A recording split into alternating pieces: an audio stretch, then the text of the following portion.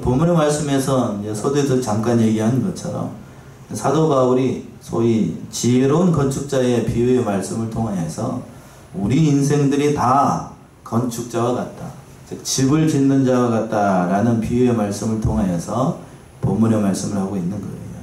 이 비유의 말씀에서 사도 바울은 오직 예수 그리스도만이 그 하나님의 교회의 유일한 터가 된다라고 말씀하고 있고, 이 터 위에 이제 두 가지 종류의 사람이 있어요.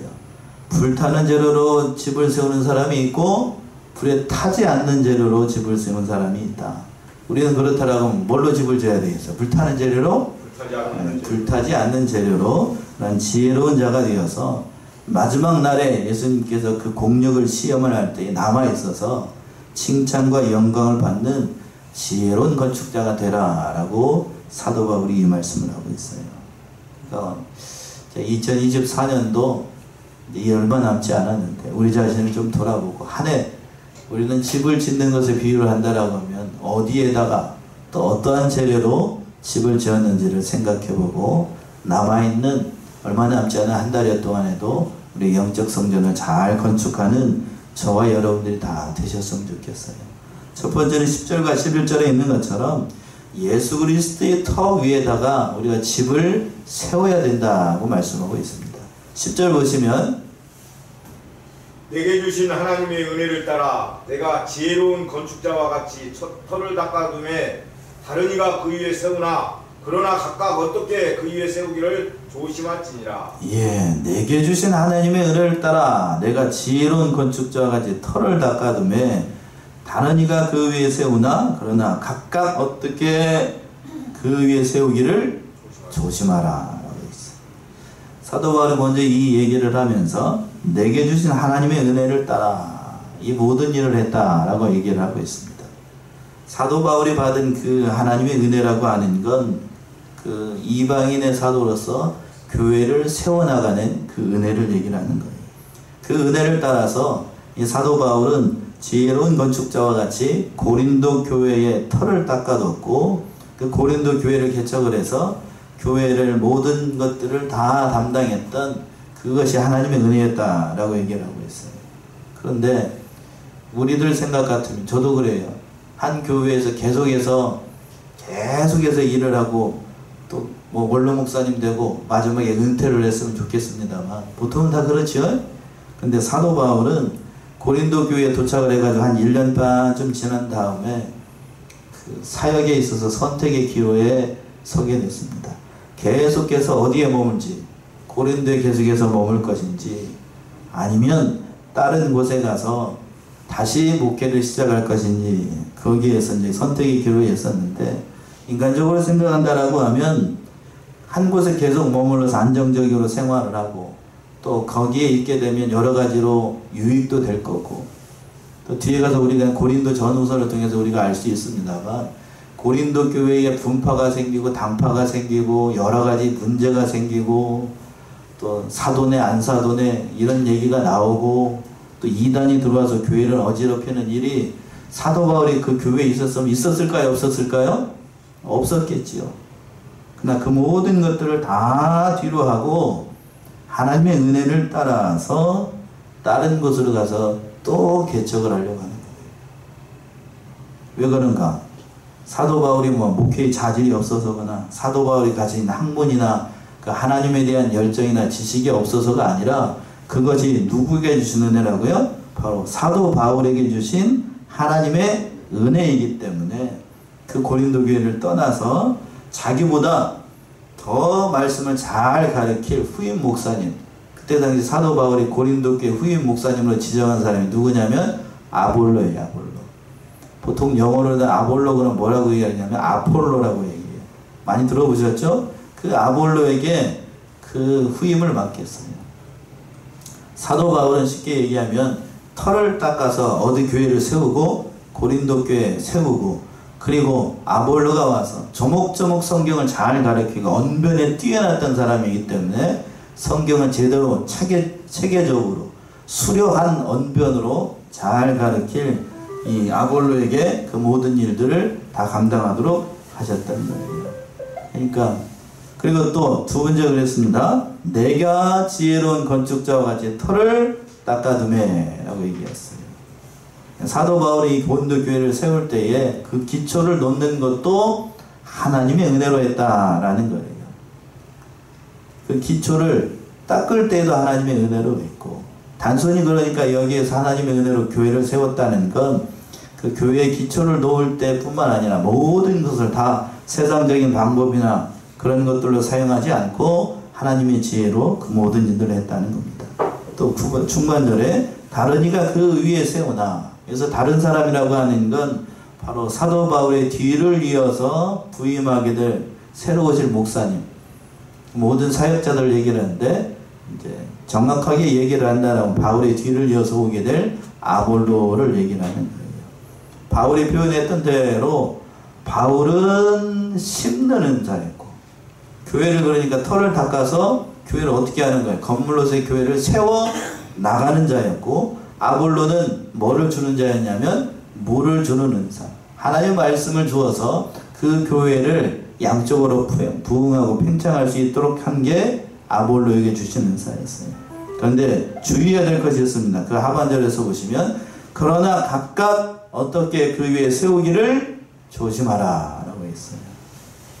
그 놓아둔 터 위에 그 교회를 세울 때에 어떻게 세워야 될지를 조심하라 라고 얘기하고 있습니다.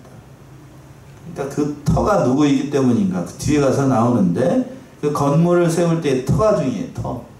우리 교회도 저기 들어오는 입구에 보게 되면 주춧돌이 있으면 좋겠는데 주춧돌이 없어요. 문집사님이 얘기하시던데 몇 월 며칠이라고요? 11월 11일. 예, 11월 11일.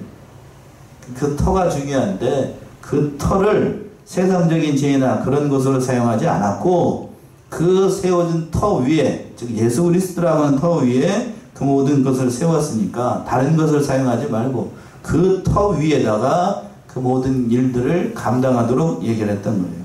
11절 보시면은요, 11절. 이 닦아둔 것 외에 능히 다른 터를 닦아둘 자가 없으니 이 터는 곧 예수 그리스도라. 11절 우리 합독합시다. 11절 시작. 이 닦아둔 것 외에 능히 다른 터를 닦아둘 자가 없으니 이 터는 곧 예수 그리스도라. 누구시라고요? 예수 그리스도. 예수 그리스도. 이 닦아둔 것 외에 능히 다른 터를 닦아둘 자가 없다.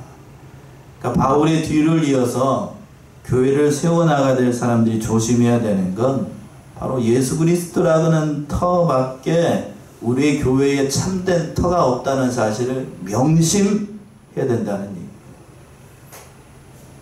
얘기예요. 교회의 터를 세울 때에, 그러니까 터가, 예수 그리스도라고 하는 터가 부실하다고 해서 또는 뭐 인간적으로 생각을 하는 거지요. 다른 진리로 교회를 세워나가려고 한다는 사실은 있을 수도 없고 또 있어서도 안 된다는 얘기예요. 그래서 다른 터라는 얘기는 예수 그리스도를 흉흉내내는 다른 인격적인 존재, 쉽게 얘기해서 예수 그리스도 말고 다른 선지자, 이걸 뭐라고 얘기를 합니까? 거짓 그리스도죠. 거짓 그리스도. 거짓 그리스도. 오늘날에도 교회를 세우면서 다른 그리스도, 다른 복음으로 교회를 세워나가려고 하는 사람들이 있을까요? 없을까요? 많이 있습니다. 요즘 한국 교회를 크게 어지럽히고 있는 대표적인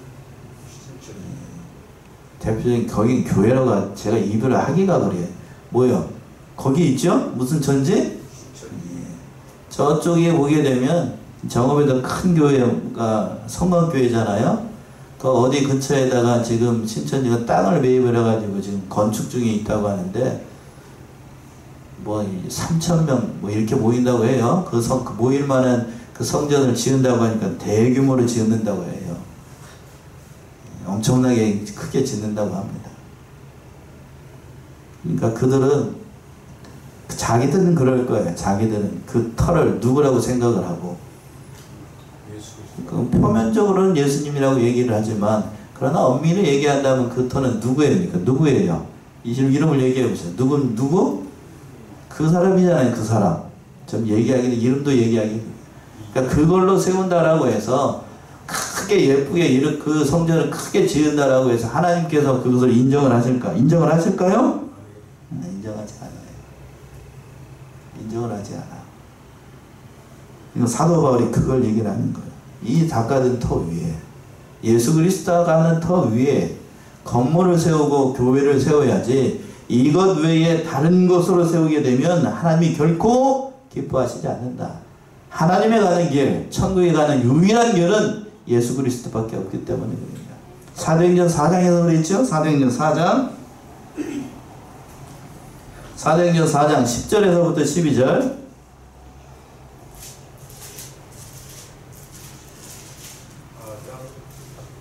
사도행전 4장 10절부터 12절. 너희와 모든 이스라엘 백성들은 알라. 너희가 십자가에 못 박고 하나님이 죽은 자 가운데서 살리신 나사렛 예수 그리스도의 이름으로 이 사람이 건강하게 되어 너희 앞에 섰느니라. 이 예수는 너희 건축자들의 버림돌로서 진 모퉁이의 머릿돌이 되었느니라. 다른 이로서는 구원을 얻을 수 없나니 천하 인간의 구원을 얻을 만한 다른 이름을 우리에게 주신 일이 없음이니라 하였더라. 예, 12절에서 그랬습니다. 다른 이로서는 구원 얻을 수 없나니 천하 인간의 구원 얻을 만한 다른 이름 우리에게 주신 일이 없다. 예수 외에는 천국에 가는 길이 있을 수 없다는 얘기예요. 아멘이십니까? 예. 요즘 날 이걸 가지고 아멘 하라고 그러면 성도들이 아멘 안 하고 그냥 입 딱 다물고 있는 사람들 많이 있어요. 그거는 그 사람들은 뭐 하는 사람입니까? 수상한 사람으로 봐야 돼. 수상한 사람. 너무나도 당연한 얘기이고, 그 교회의 문턱에 들어온 사람들은 한 번이라도 교회에 온 사람은 예수님의 이름을 아니까 다 여기에다가 다 아멘을 해야 될 것인데, 그러나 요즘 성도들 가운데에 예수 외에도 천국에 가는 다른 길이 있다 라고 생각하는 사람들이 점점 더 많아지고 있대요. 쉽게 얘기해서 그걸 종교다원주의라고 얘기를 하는데, 어떤 사람들도 있냐면 예수 말고 내장사에 있는 뭐요? 누굴 믿어도, 부처를 믿어도 어디에 간다? 천국에 간다. 또 마호멧을 믿어도 어디에 간다? 천국에 간다. 앞에 극단적인 예를 들었는데, 누구를 믿어도 앞에 신천지에 두고 그 사람을 믿어도 어디에 간다? 예, 이렇게 생각하는 사람들이 있어.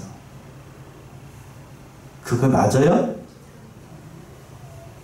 그걸 믿어서 천국에 간다면 여기 있는 여기 앉아 있을 사람 한 사람 필요 없어요. 여기 앉아 있을 필요도 없다. 제가 여기서 설교할 필요도 없는 거예요. 그 사람 따라가면 되잖아. 왜 굳이 여기 와가지고 그냥 잘하느니 못하느니 그런 소리 들어가면서 이 자리에 왜 앉아 있어요? 그치요? 외견적으로 봤을 때 그냥 저기 옆에다가 크게 짓는다고 하면 거기 다 가서 예배드리고 거기서 예배드리지 뭐 하려고 여기 와가지고 잘하느니 못하느니 그런 소리 듣고서 저기 하냐고. 그러나 거기에는 구원이 있다고요? 없다고요? 없어요. 있어서도 안 되고 있을 수도 없다는 게 성경의 가르침이에요. 사도 바울이 그 얘기를 하고 있어요. 그러니까 사도 바울이 닦아둔 터는 예수 그리스도하고는 터 위에다가 이 고린도 교회를 세웠으니까 그 후임으로 오는 모든 후임 목사님들도 예수 외에는 다른 길이 있다라고 얘기해서는 안 된다는 얘기예요. 그런데 요즘 뭐 예수 외에는 다른 길이 없다, 이제 목사님들이 그렇게 얘기를 하다 보니까 좀 인격적이고 좀 고상하고 뭔가를 좀 안다라고 하는, 쉽게 해서 머리에 뭐가 들은 사람들, 좀 세상적인 지식이 있고 그런 사람들은 예수 외에도 다른 길이 있어야 되지 않겠습니까? 이렇게 주장하는 사람들이 있어요. 마치 뭐하는 사람인 것처럼, 자기가 포용적이고 인격적인 사람인 것처럼 그렇게 얘기를 한다고. 그 말이 맞아요? 제가 오늘 이 얘기 좀 하려고. 그 말이 맞는가? 맞지? 않아요. 틀린 얘기라고. 틀린 얘기. 그 잘못된 생각이에요. 잘못된 생각. 그러면서 오늘 11절 하반절에서 그랬어요. 이 터는 곧 누구이시라? 예수 그리스도라. 예수 외에는 다른 길, 다른 터가 있을 수 없다는 얘기입니다. 그러니까 이 말을 다시 생각해 본다라고 하면, 예수 그리스도는 그 말씀을 상징합니다. 즉 하나님께 주신 성경 말씀이 유일한 터가 된다는 얘기예요. 지금 여러분이 보고 있는 성경 말씀이 구원에 이르는 유일한 길이라고 하는 거예요. 이것 외에 다른 길이 있다. 불경에도 또 뭐에도 길이 있다라고 하면 거기 가면 돼. 거기 가면. 그러나 거기에는 예수가 없고 하나님이 계시지 않아요. 계시지 않아요. 근데 요즘 성은 형도들 가운데 그런 사람들이 많다. 정말 안타까운 마음으로 우리 사도 바울이 이 얘기를 하고 있는 거예요. 특별히 자유주의 신학자들이 요즘 많이 극성을 부리고 있어요. 자유주의 신학자들은 뭐라고 얘기를 하냐면 성경 안에 지금 여러분들이 보는 66권 성경 안에 하나님의 말씀인 것도 있고 하나님의 말씀이 아닌 것도 있다라고 주장을 합니다. 일견 맞는 얘기처럼 들려요. 그래서 그 성경 말씀 가운데 마귀가 한 말, 또 사람이 한 말은 빼고 하나님이 하신 말씀만 믿어야 뭐를 얻는다? 구원을 얻는다라고 얘기합니다. 그래서 여러분들이 가지고 있는 성경 가운데에 신약 성경 보게 되면 특별히 예수님이 한 말씀 같은 경우에 뭘로 되어 있습니까? 맞을까요? 틀릴까요? 엄밀히 얘기하면 그거 잘못된 거예요. 엄밀히 얘기하면 잘못된 거예요. 온통 다 뭘로 되어 있어야 됩니까? 빨간색으로 되어 있든지 온통 다 원색으로 되어 있든지 까만색으로 되어 있어야 돼요. 모든 성경의 말씀이 누구의 말씀이시니까? 하나님의 말씀이시니까. 예수님이 살아계셨을 때 입으로 하신 말씀이라고 가지고 빨간색으로 한다라고 하면 그러면 하나님께서 창세기 1장 1절에 있었죠. 태초에 하나님이 천지를 창조하시냐. 그럼 2절에서 뭐라 그랬습니까? 뭐가 있으라? 그럼 그건 하나님 말씀 아니고 그렇게 되는 거잖아요. 그러니까 이걸 조목조목 찍게 되면 그 성경에 있는 말씀들이 다 하나님 말씀이라는 사실을 우리가 잊지 않아야 돼요. 근데 자유주의 신학자는 그걸 주장을 해가지고 그 쉽게 얘기해서 요들날 성도들이 이성이 발달했고 많이 배웠기 때문에 그렇게 얘기를 한다고. 그렇게 얘기하면 거기를 따라가는 사람들이 또 왜 이렇게 많어? 그건 잘한 거라고 잘못된 거라고요? 잘못된 거예요. 잘못된 거. 그건 잘못된 생각이라고. 그러니까 이 터, 예수 그리스도라는 터 외에는 다른 길이 있다 없다? 없다는 사실을 우리가 명심을 해야 됩니다. 여기부터 잘못되게 되면 아무리 이 세상에서 좋은 일을 하고 선한 일을 하고 다른 사람들 열심히 구제하고 세상적으로 봤을 때 보호수도 될 사람이다 라는 칭찬을 받아도 하나님 앞에 가자면 그걸 인정을 한다고 인정하지 않는다고요? 인정하지 않아요. 인정하지 않아요. 세상 사람들은 인정을 해도 누구는 인정하지 않아요? 하나님은 인정하지 않아요. 그게 성경의 가르침이에요. 첫 번째, 이 터 위에, 누구라는 터 위에? 예수 그리스도라는 터 위에 우리가 반드시 집을 지어야 된다는 거예요. 두 번째는 12절과 13절에 있는 것처럼 이 터 위에, 즉 예수 그리스도라고 하는 터 위에다가 그 문 보석으로 집을 세워야 됩니다. 12절이요. 만일 누구든지 금이나 은이나 보석이나 나무나 풀이나 집으로 이 터 위에 세우면 만일 누구든지 금이나 은이나 보석이나 나무나 풀이나 집으로 이 터 위에 세우면 뒤에부터 봅시다. 이 터라는 건 앞에서 누구라고 그랬어요? 예수 그리스도. 예수 그리스도라고 하는 터 위에다가 집을 져야 된다는 얘기예요. 근데 그 집을 짓는데 6가지 재료가 등장하고 있어요. 앞에서부터 얘기해 봅시다. 금, 그 다음에 은, 또요 보석, 나무, 풀, 집. 몇 가지입니까? 6가지. 6가지예요. 6가지. 근데 앞에 있는 3가지, 금, 은, 보석은 여러분들이 라이터로 이렇게 불을 붙이려고 해도 불이 잘 붙어요, 안 붙어요? 잘 안 붙는 재료이고. 뒤에 거 3가지, 나무, 풀, 집. 이건 라이터로 옆에다 불을 딱 대면 어떻게 됩니까? 잘 붙어요. 잘 붙는 재료. 그러니까 성도들이 영적 성전을 건축을 할 때에 금은 보석과 같이 그러한 불에 잘 타지 않는 재료로 해가지고 건축을 하는 사람이 있고, 그런데 쉽게 지으려고 나무나 풀이나 집으로 집을 짓는 사람이 있다는 거예요. 앞에 3가지는 그러니까 견고하고 그리고 계속해서 영원히 남아있는 하나님의 지혜로 그 몸된 성전을 건축을 하는 거고, 뒤에 있는 3가지는 그냥 세상적인 지혜로, 연약하고 볼품없는 그런 세상적인 지혜로 자기가 살 집을 지어가는 거예요. 그러나 그 앞에 세 가지는 하나님께서 뒤에 가서 잘 나오는데 그건 영원히 남아있지 않아요. 앞에 세 가지 영원히 남아 그 뒤에 건 영원히 남아있지 않아요. 왜? 불에 다 어떻게 되니까요? 타버리니까. 없어져 버리니까. 그러니까 여기서 사도 바울이 관심을 두고 있는 건 얼마나 훌륭한 건물을 졌느냐. 이게 중요한 게 아니고 그 재료를 뭘로 지었느냐. 예수 그리스도 첫 번째는 어디에다가 집을 지어야 된다고요? 예수님이라고 하는 터 위에다가. 이 터가 잘못되면 말짱꽝이요. 아무리 멋지게 지었어도 그건 아무것도 아니라고. 아무것도. 남는 게 아무것도 없어요. 그런데 터는 잘 닦았어. 예수님 한마디로 얘기하면 예수를 믿었다고요. 근데 예수를 믿은 것으로 끝나면 안 되고 예수님을 믿었다라고 하면 그 인격과 신앙 모든 것이 하나님께서 원하시는 모양대로 우리의 신앙과 인격이 자라나가야 돼요. 그 자라나가는데 썩지 않을 것으로 불타지 않는 재로 지은 사람이 있고 어떤 사람이 있다고요? 또 불에 타버리는 것. 그것으로 자신의 영적인 성전을 건축하는 자들이 있다는 얘기예요. 무슨 얘기인가?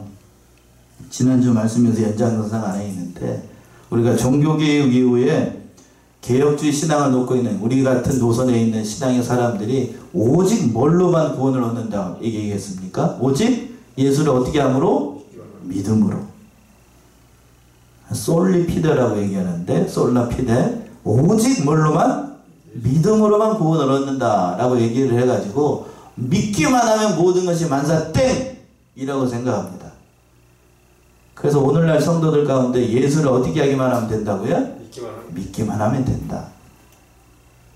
자, 우리가 오후 예배 시간에 뭘 배우고 있습니까? 어느 성경을 배우고 있죠? 야고보서를 배우고 있어요. 야고보의 관점은 믿기만 하면 되는 게 아니고 반드시 뭐가 따라야 된다고요? 행함이 따라야 된다. 지금 사도 바울도 똑같은 얘기를 하고 있는 거예요. 현대의 성도들 가운데 믿기만 하면 됩니다. 믿기만 하면 돼요. 믿기만 하면 돼. 목사님들도 그걸 강조하다 보니까 성도들이 믿기만 하고 행한 바가 없어요. 속으로는 말로는 그렇게 해요. 저는 누구는 잘 믿습니다.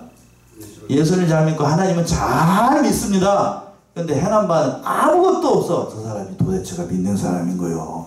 안 믿는 사람인 거요? 믿는다라고 하면 뭐가 나타나야 돼요? 행함이 나타나야 돼요. 행함이 나타난다는 얘기는 우리의 삶과 우리의 생활과 우리의 모든 것에서 예수 믿는 사람의 향기가 나타나야 되는데 저 사람이 말하는 것이나 행동하는 모든 것을 보게 되면 예수를 믿는 사람인지 안 믿는 사람인지 도대체가 헷갈려. 도대체가 헷갈려. 여기서는 뭐 믿는 사람 같아요? 여기 안에서는 예수를 믿는 사람처럼 하나님 앞에 예배를 드리고 잘 드리는데 저 자정문 나가고 집에 돌아가시면 도대체 예수를 믿는 사람인지 알 수가 없어. 그 얘기를 하는 거예요. 그 얘기. 오히려 예수를 안 믿는 사람보다 더 악해져. 그 얘기를 하는 거예요. 그 얘기. 나무나 풀이나 집으로 짓는다는 얘기는 그 인격의 집을 그렇게 지으니까 남는 게 아무것도 없고 세상 사람들로부터 아무런 칭찬이 없고 하나님 앞에 영광 돌아가는 게 아무것도 없어. 그 사람이 가게 되면 그곳에서 그냥 뭐만 일어나고 불화만 나타나고 싸움만 나오고 그건 예수를 제대로 믿는 사람이 안 믿는 사람이야. 안 믿는 사람. 그렇게 얘기를 해요. 저 사람은 도대체 안 왔으면 좋겠다. 우리 모임에 저 사람 어떻게 했으면 좋겠다? 안 왔으면 좋겠다. 그럼 제대로 된 사람인가요? 아니면 제대로 안 된 사람인가요? 제대로 안 된 사람. 그 얘기를 하고 있는 거예요. 사도 바울이. 금이나 은이나 보석과 같은 누가 봐도 여러분 금 좋아하시죠? 안 좋아하셔요? 요즘 금값이 그냥 하늘 높은 줄 몰라가지고 지금 난리도 아닌데 금 좋잖아요. 그 귀한 금으로 금은 믿음을 상징하는데 성경에서 그 귀한 것으로 하나님 앞에 복된 그 집을 지어나갔다는 얼마나 귀하겠어요. 근데 그렇게 짓는 사람이 사도 바울이 봤을 때도 많지 않다는 얘기예요. 마태 7장을 한번 가보세요. 마태 7장 24절 25절. 그러므로 누구든지 나의 이 말을 듣고 행하는 자는 그 집을 반석 위에 지은 지혜로운 사람 같으리니 비가 내리고 창수가 나고 바람이 불어 그 집에 부딪히되 무너지지 아니하나니 이는 주초를 반석에 놓은 연고요. 27. 나의 이 말을 듣고 행치 아니하는 자는 그 집을 모래 위에 지은 어리석은 사람 같으리니 비가 내리고 창수가 나고 바람이 불어 그 집에 부딪힘에 무너져 그 무너짐이 심하니라. 예. 그러므로 누구든지 이 나의 이 말을 듣고 뭐 하는 자나요? 행하는 자. 행하는 자. 예수님의 말씀을 듣고 믿사옵니다 그러고 믿기만 하고 행하는 바가 없으면 아무것도 되는 일이 없다는 얘기예요. 사도 바울도 역시 본문의 말씀에서 말씀을 듣고 예수를 믿었어요. 털을 닦아놨어요. 그런데 행하는 바가 없어. 또 근데 억지로 행하기는 하는데 뭘로? 불에 타기 쉬운 나무나 또 풀이나 집으로 지으면 장차 오는 하나님께서 예수님께서 재림하시는 날에 그로 시험을 하게 될 것인데 시험에 남는 게 없으면 칭찬이나 영광이 있겠어요? 없었어요? 없다는 얘기입니다. 나무나 풀이나 집으로 집을 지었다는 얘기는 이 사람들도 믿는 사람입니까? 안 믿는 사람입니까? 믿는 사람이에요. 이 사람들도 누구는 믿었으니까 예수라고 하는 예수는 믿었으니까 믿는 사람이에요. 첫 번째 믿어야 돼요. 믿는 사람이니까 이 사람도 예수를 믿었으니까 어디에 가기는 가요? 천국에 가기는 가요. 그런데 뒤에 가서도 15절에서 잘 나옵니다만 그 불심판이 와서 공력을 시험을 할 때 다 타버렸으니까 천국에 가서는 뭐가 없어요? 상급이 없어. 아무런 상급이 없다. 그러니까 이들은 육에 속한 자, 즉 믿지 않는 자가 아니고 이 세상에서 어디에 속한 자냐면 육신에 속한 자예요. 육신에 속한 자.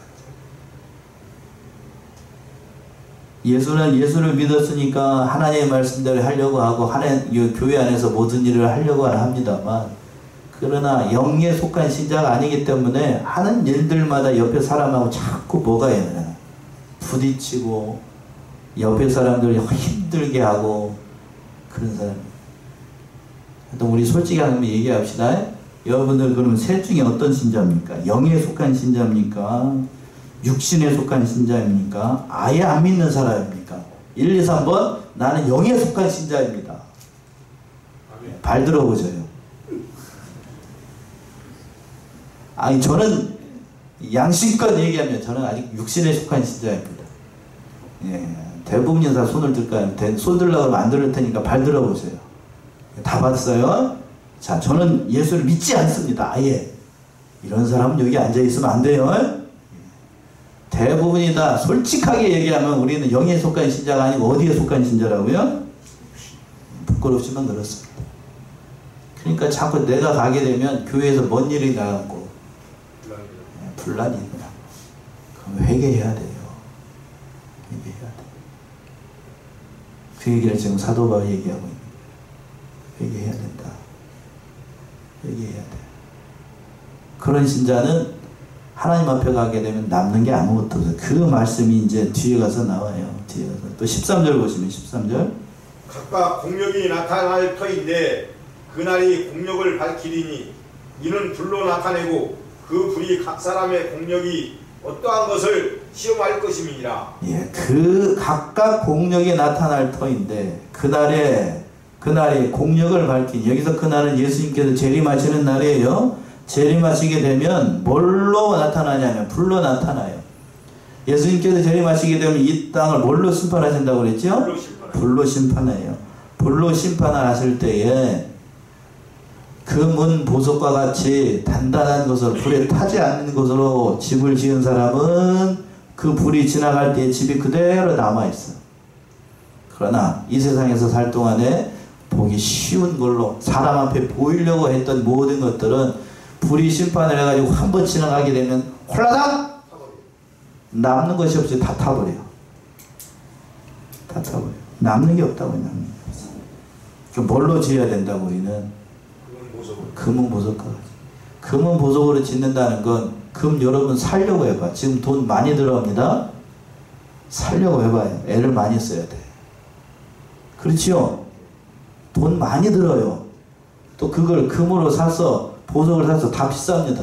그걸 보면 금을 사면은 그걸 가만히 놔두면은 뭐 예쁘게 만들 수 있는 것도 아니고 그냥 불에다가 열심히 해가지고 녹여가지고 그냥 다듬어야 되고 보석과 같으면 보석도 원성 그대로 있어 아무 값어치가 없어요. 세공사한테 가가지고 돈을 거금을 줘가지고 싹싹 민대가지고 뭘 만들어야 돼? 그거 해야 돼요. 돈이 힘이 많이 든다고. 그러니까 현대 살아가는 크리스찬들이 힘이 말고 괴롭고 어려운 일들은 다 안 하려고 해. 특단적인 예를 든다라고 하면 교회에서 식당 봉사는 잘 하려고 합니까? 안 하려고 합니까? 안 하려고 해. 힘이 드니까. 그래서 요즘 서울에 가게 되면 큰 교회들이 다 뭐를 안 하려고, 목사님들이 하도 그냥 속 시끄럽게 하니까 저희 교단은 아직 그래도 남아있는데 웬만한 큰 교회들은 식당을 이 성도들한테 안 맡기고 외주를 다 줘버려요.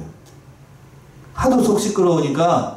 그러니까 주일날 새벽에 모은 팀이 와요. 식당 봉사하는 팀이 외부에서 와가지고 저기부터 다 해가지고 밥을 딱 해주고 설거지까지 딱 하고 돈 얼마 받고 가버려요.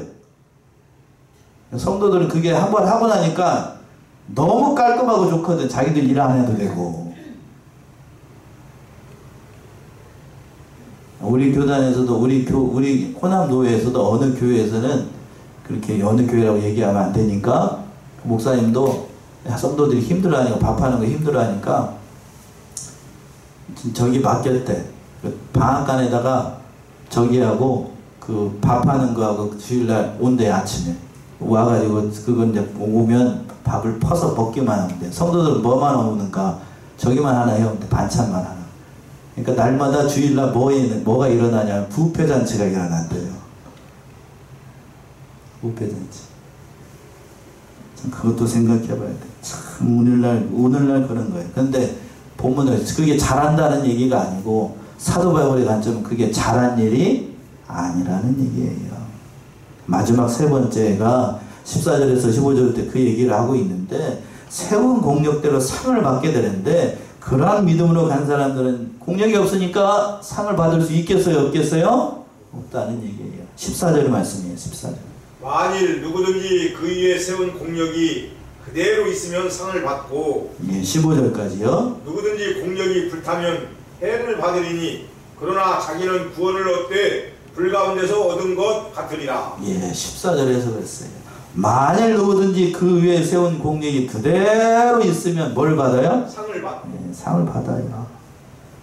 공력이 많이 들어가요. 앞에서도 얘기했잖아요. 금은 보석으로 집을 지으려고 하면 공력이 많이 들어가, 돈도 많이 들어가, 인간적인 열심도 내야 되고 할 일이 많다고요.